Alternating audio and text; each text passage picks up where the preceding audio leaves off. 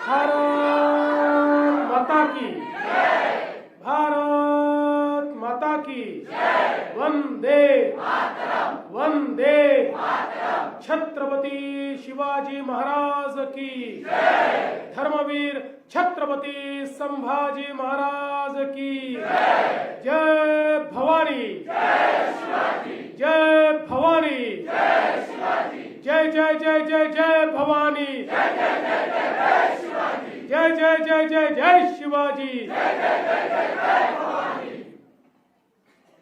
श्रद्धेय अटल बिहारी वाजपेयी जी यांच्या जन्मशताब्दीच्या निमित्ताने मुंबई भाजपतर्फे आयोजित चित्र प्रदर्शनीच्या या उद्घाटन कार्यक्रमात मंचावर उपस्थित असलेले आपले राष्ट्रीय सहसंघटन मंत्री माननीय शिवप्रकाशजी,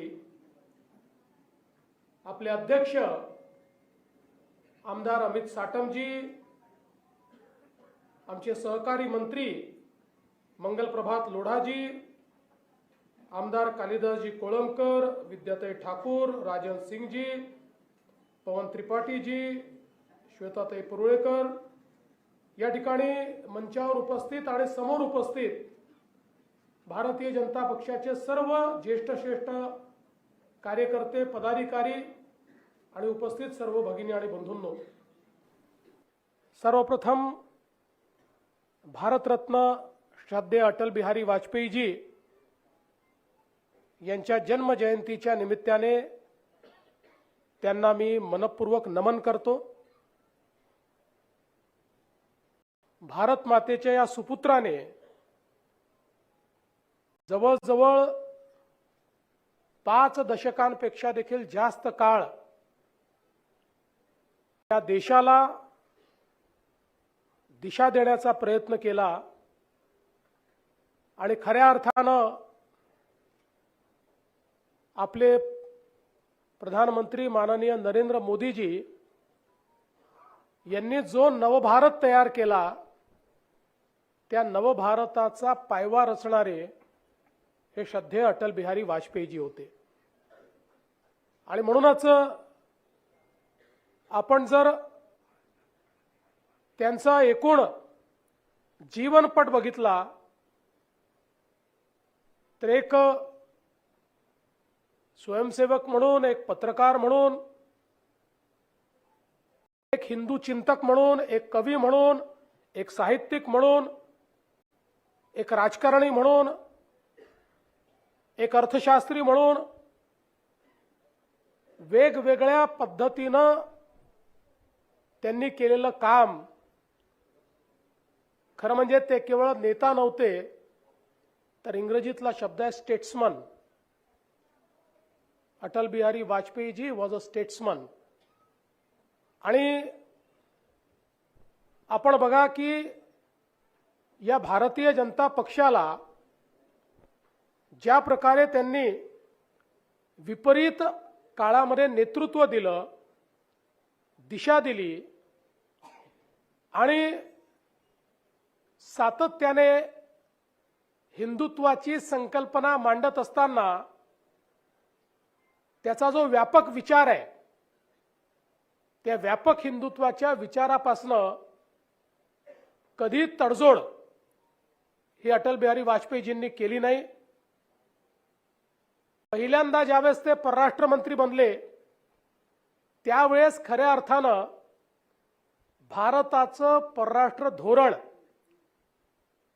जे अटलजींनी परिभाषित केलं, आजही तेच धोरण महत्त्वाचं मानलं जातं। आजही तीच पद्धती आपण स्वीकारतो, किंबहुना मध्यंतरीच्या काळामध्ये ते धोरण बदलायचा प्रयत्न झाल्यानंतर आपल्याला कल्पना आहे की त्याचं नुकसान देखील भारताला सहन करावं लागलं। आणि म्हणून एक द्रष्टा अशा प्रकारचं व्यक्तिमत्व अटलजींचं आपण बघितलेलं आहे। खरं म्हणजे या देशामध्ये पंतप्रधान म्हणून त्यांनी केलेलं कार्य हे अविस्मरणीय अशा प्रकारचं आहे. आपण जर बघितलं तर अटलजी नेहमी म्हणायचे की रस्ते हे देशाला एकात्मतेकडे नेतात. देशाच्या एकतेचा आणि एकात्मतेचा आविष्कार रस्त्यांच्या माध्यमातून होतो आणि म्हणून या देशामध्ये पहिल्यांदा अटलजींनी हा निर्णय केला, पूर्व पश्चिम उत्तर दक्षिण सगळ्या दिशा भारताला त्या ठिकाणी जोडलं पाहिजे. आणि मग गोल्डन क्वाड्रिलॅटरलची संकल्पना त्यांनी मांडली आणि पहिल्यांदा या देशाने वर्ल्ड क्लास हायवेज जे काश्मीरपासनं कन्याकुमारीपर्यंत आणि कच्छपासनं कामरूपपर्यंत आपल्याला पाहायला मिळाले, याची निर्मिती ही अटल बिहारी वाजपेयीजींनी सुरू केली. अटलजींचं दृष्टिकोन यात आहे की ज्यावेळी त्यांनी प्रधानमंत्री ग्राम सडक योजनेची भूमिका मांडली त्यावेळी अटलजी असं म्हणाले कि एक गांव जब रास्ते से जुड़ता है तो उस रास्ते से उस गांव में शिक्षा भी पहुंचती है और स्वास्थ्य भी पहुंचता है, और उस गांव में पैदा होने वाला अनाज, फल, सब्जियां, दूध ये शहरों तक जाता है. तो इससे न केवल गांव लाभान्वित होता है बल्कि पूरे देश की अर्थव्यवस्था का, अर्थतंत्र का हिस्सा एक रास्ते से गांव बनता है. आणि 6 लाख भारतातले गावं जोडण्याकरता देशातली, आपल्याला माहिती आहे की साधारणपणे 2008-9 साली ज्यावेळी इंडिया टुडे सारख्या एका मॅगझिननी या देशातल्या ट्रान्सफॉर्मेशनल अशा योजना कुठल्या याचा 1950 पासूनचा सर्व्हे केला, त्यावेळी त्यात पहिल्या क्रमांकावर अटल बिहारी वाजपेयीजींनी तयार केलेली प्रधानमंत्री ग्राम सडक योजना आली आणि त्या माध्यमातून पूर्ण देशामध्ये मोठं परिवर्तन घडवण्याचं काम त्यांनी केलं. आज आपण जे काही टेलिकम्युनिकेशनचे फायदे घेतो त्याचे रिफॉर्म्स करणारे अटल बिहारी वाजपेयीजी होते. या देशामध्ये टेलिकॉमचं जाळं, मोबाईलचं जाळं हे उभं करणारे अटल बिहारी वाजपेयीजी होते. आणि हे सगळं करत असताना त्यांची दृढता कशात होती तर भारत हा अणुसंपन्न करण्याचं काम त्यांनी केलं. हे याकरता महत्वाचं आहे की अणुसंपन्न देश होण्याची कॅपॅसिटी भारतामध्ये खूप आधीपासून होती. आपल्या शास्त्रज्ञांनी हा जो काही अणु संपन्न होण्याचा जो काही आविष्कार आहे हा खूप आधी केला होता, पण त्याचा प्रयोग मात्र आपल्याला करता येत नव्हता. ज्या वेळी प्रयोग करण्याचा आपण प्रयत्न करायचो, अमेरिका असेल किंवा मोठी राष्ट्र, अणुसंपन्न राष्ट्र ही आपल्यावर दबाव आणायची आणि मग तो दबाव आला की आपण त्यातनं मागे हटायचो. असं अनेक वेळा झालं.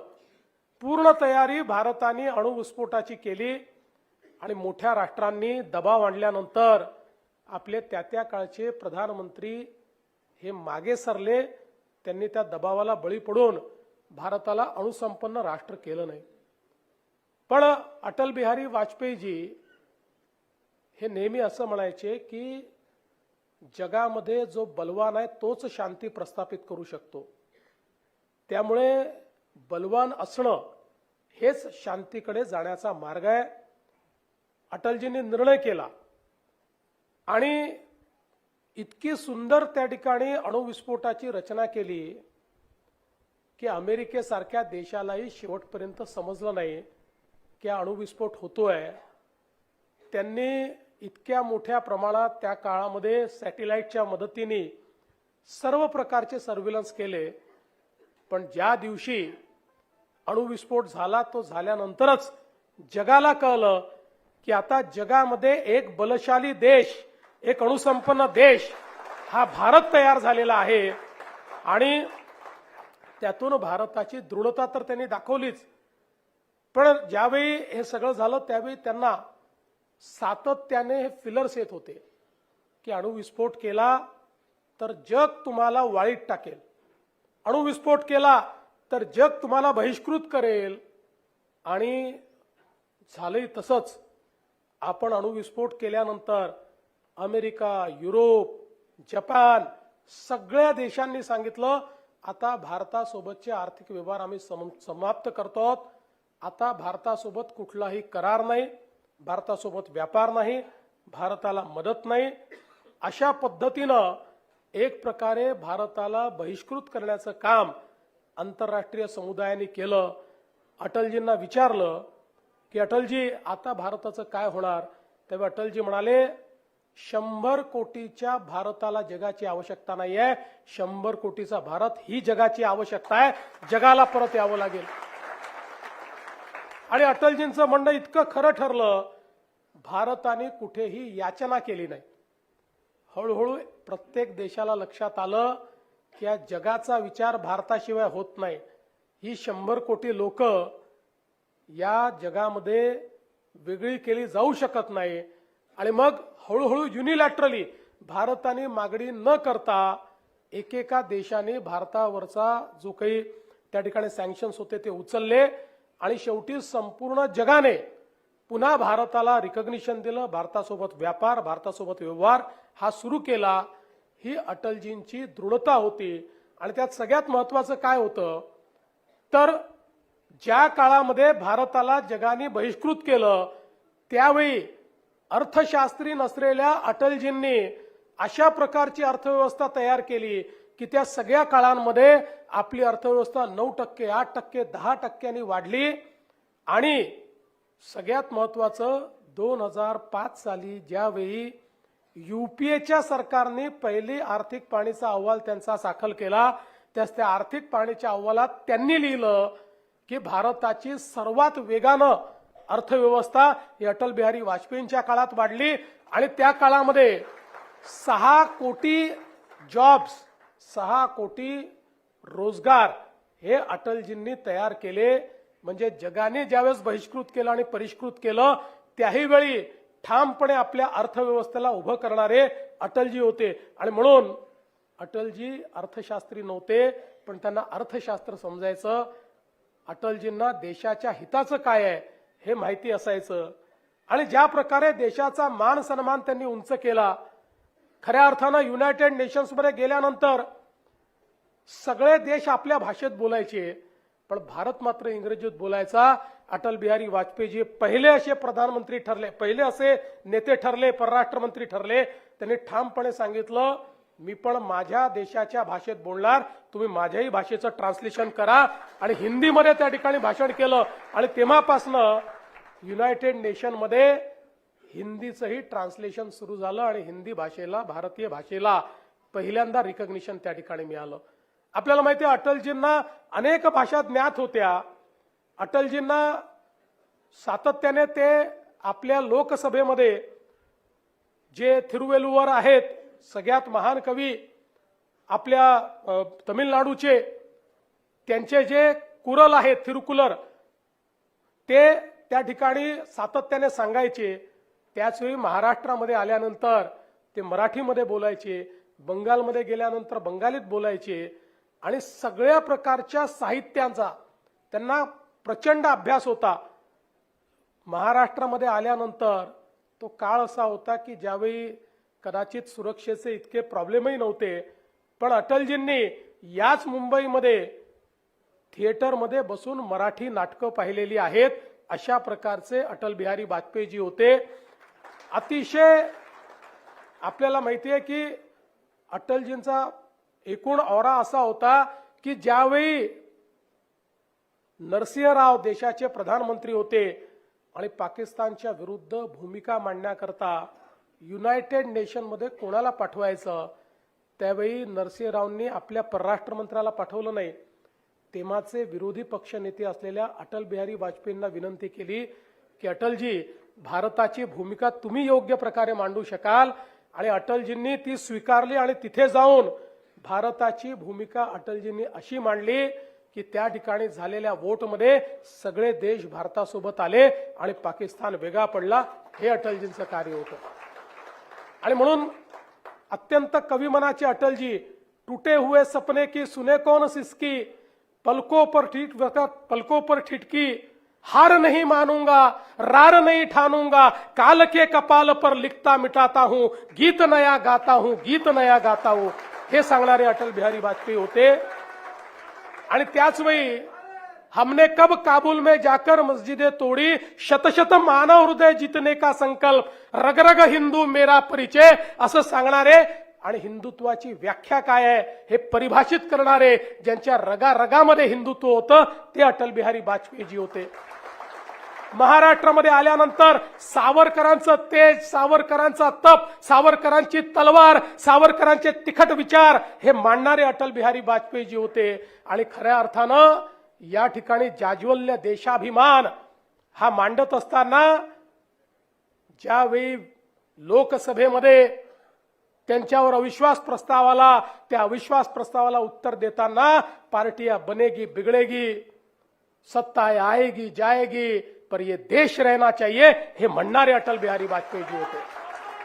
आणि म्हणून अटल बिहारी वाजपेयीजींनी जो विचार आपल्याला दिलेला आहे, खऱ्या अर्थानं 4 शब्दांमध्ये अटलजींनी त्या ठिकाणी आपल्या जीवनाबद्दल बोलताना सांगितलं, मैं जी भर जिया मैं मन से मरू, मैं जी भर जिया मैं मन से मरू, लौट कर वापिस आऊंगा कूच से क्यों डरू. अशा प्रकारे अटलजींनी सांगितलं, मी हिंदू आहे, मी परत तर येणारच आहे, ते मरण्याची भीती मला नाही आहे, मी परत येणार आहे, सांगणारे अटलजी होते. आणि म्हणून असे आपले नेते अटल बिहारी वाजपेयी, ज्यांनी खऱ्या अर्थानं हा देश घडवलेला आहे. आणि आज त्यांचे विचार, त्यांनी ठेवलेला हा जो काही एक नीवचा पत्थर आहे, तो ज्या प्रकारे देशाचे प्रधानमंत्री मोदीजींनी पुढे नेलेला आहे, आज भारताला जगातला एक प्रमुख देश म्हणून मोदीजींनी स्थापित केलेला आहे. आणि आज आपण पाहू शकतो, जगाची कल्पना आता भारताविना होत नाही. जे आपापसात भांडतात तेही सांगतात भारताने मध्यस्थी करावी, इथपर्यंत भारताला आता आपल्या मोदीजींनी पोहोचवलेला आहे. आणि म्हणून आजच्या या दिनाच्या निमित्ताने केवळ अटलजींची आठवण करून चालणार नाही, तर अटलजींनी जो मार्ग दाखवलेला आहे, अटलजींनी जे विचार आपल्याला दिलेले आहेत, अटलजींनी जी दृढता आपल्याला दिलेली आहे, जो देशाभिमान आपल्याला दिलेला आहे, जो राष्ट्रवाद आपल्याला दिलेला आहे, त्याच्यावर चालत आपल्याला पुढे जायचं आहे. मगाची राजेशनी सांगितलं की कशा प्रकारे याच मुंबईमध्ये अटलजींनी आपल्याला सांगितलं होतं, अंधेरा छटेगा सूरज निकलेगा कमल खिलेगा, आणि ते सत्य करून दाखवलं. ज्या भारतीय जनता पक्षाचे केवळ 2 खासदार निवडून आले होते, तो भारतीय जनता पक्ष कधी थांबला नाही. आणि त्यानंतर 1989 मध्ये 2 वर्ण 87 आणि त्यानंतर आपण त्या ठिकाणी 1996 मध्ये सत्तेमध्ये आलो. ही जी काही दृढता होती, ही जी काही विचारांची प्रतिबद्धता होती, मला असं वाटतं अटलजींना त्याबद्दल आपण ओळखलं पाहिजे. आणि म्हणून खरं तर आमची आता ही इच्छा आहे, याच मुंबईमध्ये अटलजींनी भारतीय जनता पक्षाचा जन्म या ठिकाणी घातलेला आहे. अटलजींच्या नेतृत्वात भारतीय जनता पक्ष जन्माला आलेला आहे. आणि जरी आम्ही अटल सेतू तयार केला असला तरी अटलजींचं एक उत्तम अशा प्रकारचं स्मारक या मुंबईमध्ये झालं पाहिजे, अशा प्रकारची आमची इच्छा आहे. आणि निश्चित पुढच्या काळामध्ये आपण ते देखील पूर्ण करू. आज या निमित्ताने जी सुरुवात अटलजींनी केली, आज आपल्याला पुन्हा एकदा या मुंबईच्या महानगरपालिकेमध्ये महायुतीची सत्ता आणून अंधेरा छटेगा सूरज निकलेगा कमल खिलेगा हे दाखवायचं. आम्ही कोणाला महापौर बनवण्याकरता या ठिकाणी ही लढाई लढत नाहीये. एखादा महापौर बनला नाही बनला याने काही फरक पडत नाही. आमची लढाई ही मुंबईकरांची लढाई आहे. या मुंबईकरांना ज्या प्रकारे भ्रष्टाचाराच्या विळख्यामध्ये टाकून ज्यावेळेस मुंबईकर मरत होते त्याही वेळी प्रेताच्या टाळूवरचं लोणी खाणारे कोण होते हे आम्हाला मुंबईकरांना सांगायचं आहे. ज्यावेळी मुंबईकरांना मदतीची आवश्यकता होती त्यावेळी कोण लोक महालात बसले होते आणि कोणाचे लोक हे आम मुंबईकराला लुटत होते त्याचा पर्दाफाश करण्याकरता या निवडणुकीमध्ये आम्ही उतरलो. पारदर्शी प्रामाणिकतेतून मुंबईची महानगरपालिका चालली पाहिजे हा संकल्प घेऊन आम्ही या निवडणुकीमध्ये उतरलेलो आहोत. आणि या मुंबईमध्ये ज्या प्रकारे आज राष्ट्रवादी आमच्या ज्या शक्ती आहेत या शक्तींच्या विरुद्ध ज्या प्रकारे जिहादी मानसिकता तयार होते आहे ती मानसिकता ठेचण्याकरता या निवडणुकीमध्ये आम्ही उतरलेलो आहोत. आणि म्हणून आपल्या सर्वांना माझी विनंती आहे, आज तर अटलजींना आदरांजली आपण देतोच आहोत, पण खरी आदरांजली अटलजींना ही 16 जानेवारीला आपल्याला द्यायची आहे. जेव्हा 16 जानेवारीला महायुतीचा भगवा हा या महानगरपालिकेवर फडकेल त्या दिवशी अटलजींना खरी श्रद्धांजली आम्ही देऊ. आणि त्याकरता आपल्या सर्वांना माझी विनंती आहे, निवडणुका आहेत, निवडणुकांमध्ये 227 जागा आहेत. आपला मित्रपक्ष शिवसेना आहे, आपण महायुती करणार आहोत. काही जागा ते लढतील, काही जागा आपण लढू. अनेकांच्या इच्छा असू शकतात, आकांक्षा असू शकतात, अपेक्षा असू शकतात. अनेक चांगले कार्यकर्ते आहेत, एकेका प्रभागामध्ये अनेक कार्यकर्ते आपल्याला वॉर्डामध्ये पाहायला मिळतात. पण शेवटी काही लोकांनाच आपण तिकीट देऊ शकणार आहे. पण आज हा संकल्प करण्याची आवश्यकता आहे की तिकीट मिळेल चाहे नाही मिळेल, आम्हाला अटलजींचं स्वप्न पूर्ण करण्याकरता मैदानात उतरायचं आहे. आम्ही या ठिकाणी केवळ सत्तेकरता नाही, मला काय मिळेल याकरता नाही, केवळ मी बनलो पाहिजे याकरता नाही, त्या असंख्य कार्यकर्त्यांनी ज्यांनी बलिदान केलं, ज्यांना जीवनामध्ये काहीच मिळालं नाही. आणि आजही असे असंख्य कार्यकर्ते आहेत की जे कुठल्याच अपेक्षेने काम करत नाही, जे हे जाणून आहेत की मला जीवनात काहीच मिळणार नाही, कुठलं पद मिळणार नाही, प्रतिष्ठा मिळणार नाही, तरी तो जो माझा बूथचा कार्यकर्ता आहे, जो पद प्रतिष्ठेबिना काम करतो, त्याच्याकडनं प्रेरणा घेऊन या निवडणुकीमध्ये आपल्याला उतरायचं आहे. आणि म्हणून माझी विनंती आहे, एक अशा प्रकारची लढाई आपण लढतो आहोत की जी मुंबई आणि मुंबईकरांचं भाग्य बदलणारी ठरणार आहे. आपण मुंबईचा चेहरा आणि मुंबईचं चित्र बदलवून दाखवलं आहे. मुंबईकरांचा आपल्यावर विश्वास आहे. या विश्वासाला पात्र होण्याकरता आणि हा विश्वास अधिक दृढतेनं वास्तविकतेत परिवर्तित करण्याकरता आपण मैदानात उतरलो आहोत. आणि म्हणून एकसंघपणे या ठिकाणी कुठलेही किंतु परंतु न ठेवता, कोणीही कोणाच्या बद्दल असूया न बाळगता, ज्याला त्या ठिकाणी तिकीट मिळेल, आमचं चिन्ह हे कमळ आहे, आमचा उमेदवार हाही कमळ आहे, हा भाव आपण लक्षात ठेवून या निवडणुकीमध्ये उतरावं अशा प्रकारची आपल्याला विनंती करतो. पुन्हा एकदा श्रद्धेय अटलजींना त्या ठिकाणी खूप खूप आदरांजली अर्पित करतो आणि पुन्हा एकदा त्यांच्या विचारांवर चालण्याचा दृढ संकल्प घेऊन मी माझं बोलणं संपवतो. धन्यवाद. जय हिंद, जय महाराष्ट्र.